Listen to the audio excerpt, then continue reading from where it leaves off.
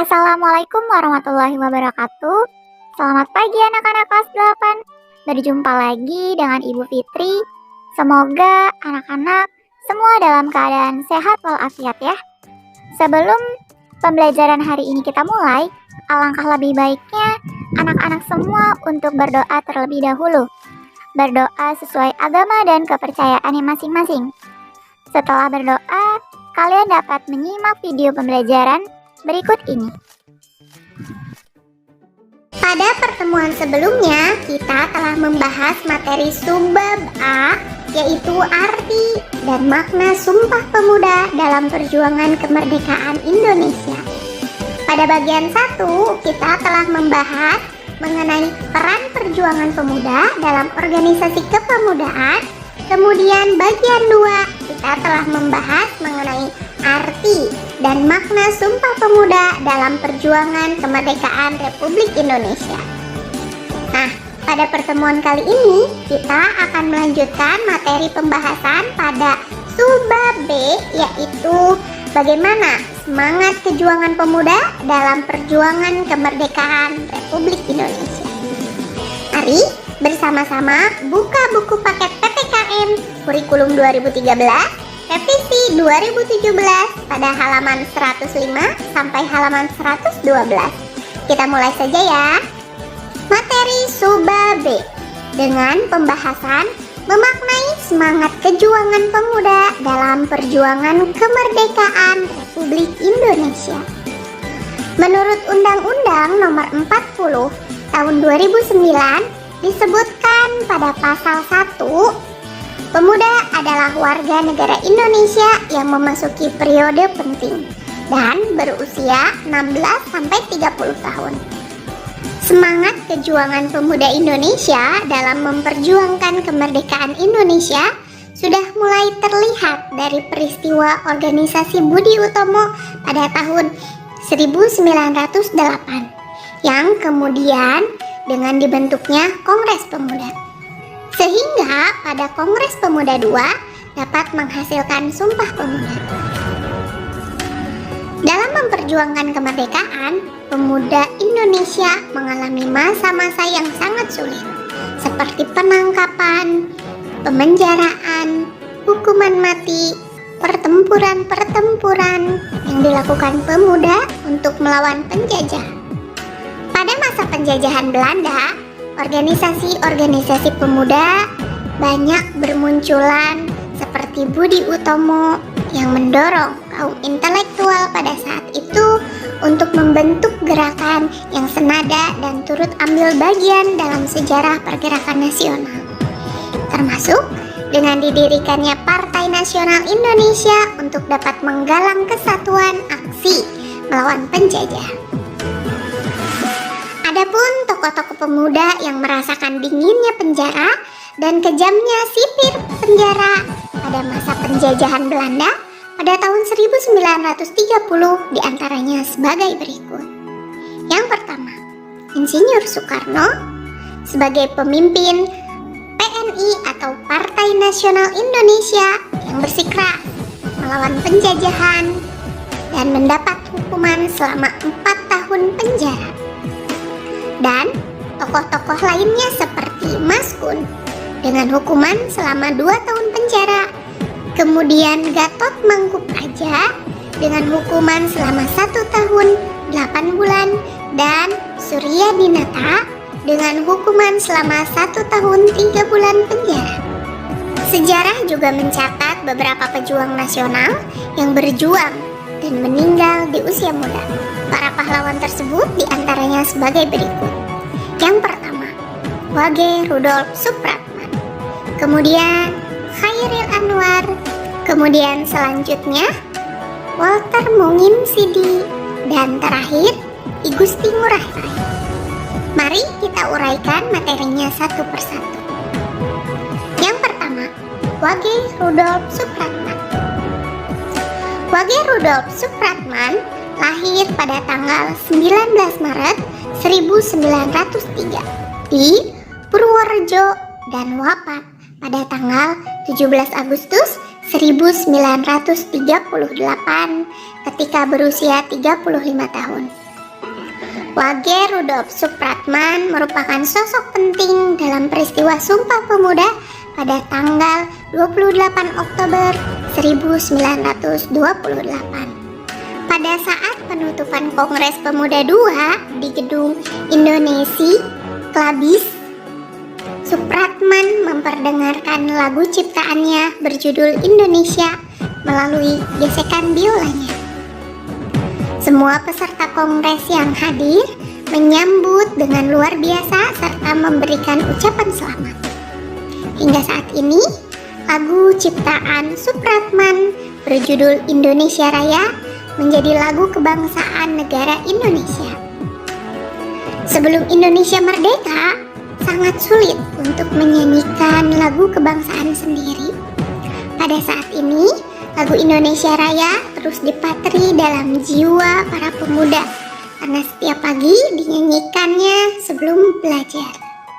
Dengan harapan, semangat lagu Indonesia Raya dapat membangun jiwa dan bangsa Indonesia untuk menuju kehidupan yang lebih baik. Kemudian tokoh selanjutnya yaitu Chairil Anwar. Chairil Anwar adalah penyair angkatan 45 yang terkenal dengan puisinya yang berjudul Aku. Berkat puisinya itu, ia memiliki julukan si binatang jalan. Chairil lahir di Medan tanggal 26 Juli 1922. Ia adalah putra mantan Bupati Indragiri Riau dan masih memiliki ikatan keluarga dengan Perdana Menteri pertama Indonesia yaitu Sultan Syahrir. Ia bersekolah di HIS yang kemudian dilanjutkan di Bulog, tetapi tidak sampai tamat. Walaupun latar belakang pendidikannya terbatas, Chairil menguasai 3 bahasa yaitu bahasa Inggris, Belanda, dan Jerman. Ia mulai mengenal dunia sastra di usia 19 tahun, kemudian namanya mulai dikenal ketika tulisannya dimuat di majalah Nisan pada tahun 1942. Sebagai seorang penyair, kondisi sosial dan perjuangan bangsa Indonesia mengilhami pembuatan puisinya. Chairil Anwar menciptakan karya-karya yang sangat terkenal bahkan sampai saat ini, seperti Kerawang Bekasi dan Aku. Belum genap 27 tahun, Chairil meninggal dunia. Walaupun hidupnya di dunia sangat singkat, Chairil Anwar dan karya-karyanya sangat melekat pada dunia sastra Indonesia. Karya-karya Chairil juga banyak diterjemahkan ke dalam bahasa asing, antara lain bahasa Inggris, Jerman, dan Spanyol sebagai tanda penghormatan serta dibangunnya patung dada Chairil Anwar di Jakarta. Tokoh selanjutnya adalah Walter Monginsidi. Walter Monginsidi merupakan pahlawan nasional Indonesia yang ikut memperjuangkan kemerdekaan Indonesia. Beliau lahir di Manado pada tanggal 14 Februari 1925 dan wafat di usia 24 tahun pada tanggal 5 September 1949. Semangat juang Walter muda muncul karena melihat penjajahan di bumi pertiwi yang tidak berkesudahan dan makin menjadi-jadi. Banyaknya perlawanan terhadap penjajahan yang dipimpin oleh Walter muda ini. Pada tanggal 28 Februari 1947, ia ditangkap oleh bala tentara Belanda di sekolah SMP Nasional Makassar. Walter Monginsidi kemudian dipenjara, kakinya dirantai, dan dikurung di balik terali besi. Sebagai pemuda yang pantang menyerah dan memiliki semangat juang yang tinggi, ia tak lantas putus asa dan menyerah begitu saja.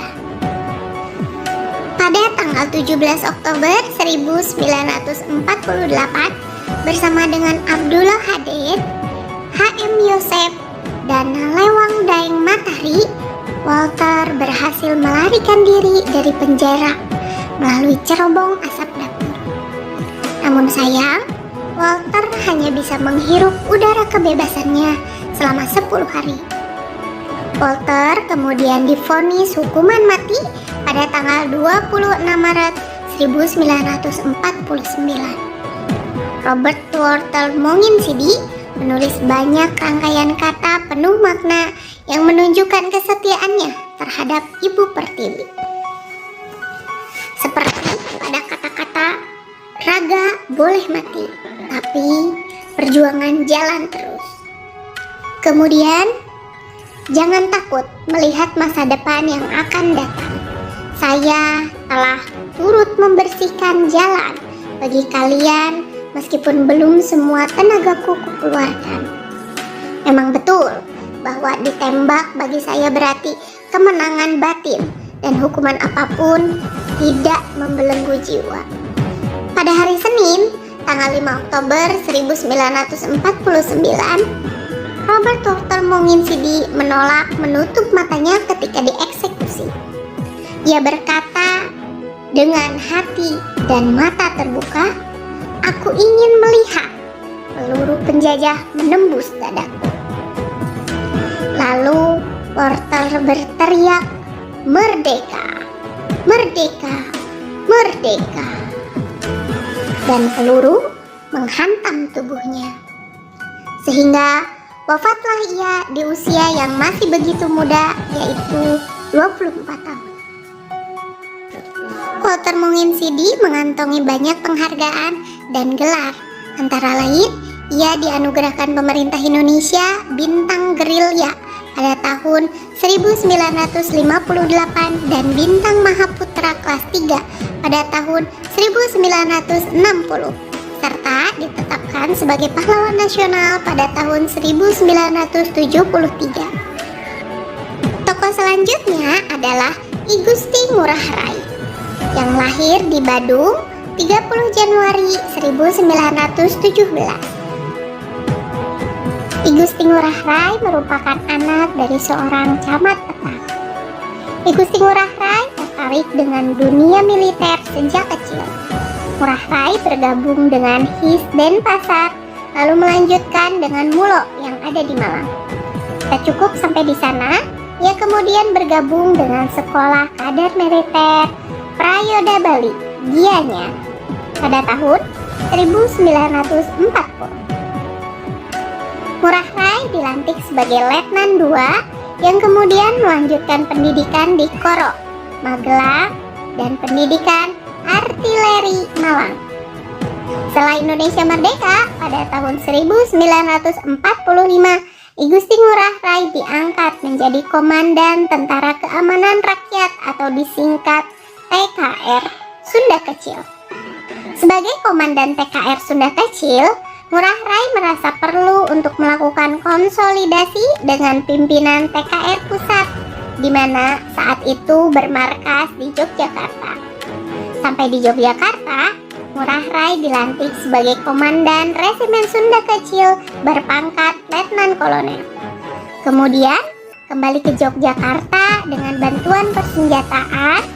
Ngurah Rai mendapati bahwa Belanda telah menduduki Bali dengan mempengaruhi raja-raja Bali. Bersama Ciung Wanara, pasukan kecil Ngurah Rai pada tanggal 18 November 1946 menyerang Tabanan yang menghasilkan satu detasemen Belanda dengan persenjataan lengkap dan menyerah. Hal ini memicu Belanda untuk menyerang Ngurah Rai dan pasukannya. Pertahanan demi pertahanan yang dibentuk Ngurah Rai hancur hingga pada pertahanan terakhir Ciung Wanara, Desa Margarana, Ngurah Rai dan pasukannya meninggal semua. Perang tersebut dikenal dengan Perang Puputan Margarana karena sebelum gugur, Ngurah Rai sempat meneriakkan kata puputan yang berarti perang habis-habisan. Peristiwa tersebut terjadi pada tanggal 20 November 1946. Berkat usahanya tersebut, Ngurah Rai mendapat gelar Bintang Mahaputra dan kenaikan pangkat menjadi Brigjen TNI. Dan tak hanya itu, ia juga mendapatkan gelar Pahlawan Nasional berdasarkan SK Presiden RI nomor 63 garis miring TK garis miring 1975 tanggal 9 Agustus 1975. Kemerdekaan bangsa Indonesia tidaklah didapatkan dengan mudah. Pemaparan di atas menggambarkan bahwa perjuangan untuk meraih kemerdekaan dilakukan oleh semua lapisan masyarakat termasuk pemuda. Pemuda bahkan menjadi pejuang terdepan dalam menghadapi Belanda. Beberapa tokoh pemuda yang digambarkan di atas berjuang karena terinspirasi untuk mempersatukan bangsa Indonesia seperti yang diamanatkan oleh Sumpah Pemuda pada tahun 1928. Adapun nilai-nilai luhur yang terkandung dalam Sumpah Pemuda adalah sebagai berikut. Yang pertama, cinta tanah air dan bangsa, di mana para pemuda bersatu dari berbagai daerah untuk memperjuangkan kemerdekaan Indonesia.